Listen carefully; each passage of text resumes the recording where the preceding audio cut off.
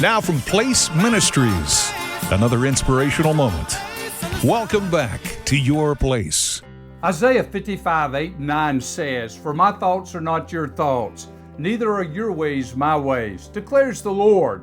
As the heavens are higher than the earth, so are my ways higher than yours, and my thoughts than your thoughts." Rick had just retired from the DeKalb County Fire Rescue Department after 29 years of service in 2006. A few months after retirement, Rick decided to go on a mission trip to Honduras. Rick was on a vehicle with about 28 people when the brakes were lost as they started down a steep hill with the mountains on the left and a ravine on the right. The vehicle turned over and sadly 3 people lost their lives on that day.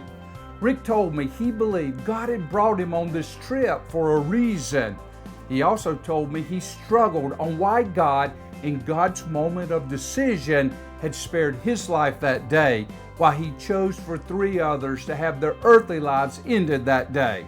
Almost 4 years later, Rick's wife picked up their grandsons from a bad environment in which they were living.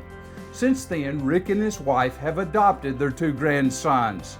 Rick told me that he believed God, in a moment of decision, spared him that day in Honduras because he knew he would have to raise his 2 grandsons, now sons. Remember the words of Isaiah in living out your place in life and ministry. God has moments of decision in determining your fate, and you may not always understand His decisions, but rest assured His ways and thoughts are higher and much better than your ways and thoughts. Your Place is a weekday devotional from Place Ministries. Our focus is helping followers of Christ know how and why God created them, and be encouraged to do what God created them to do in life and ministry.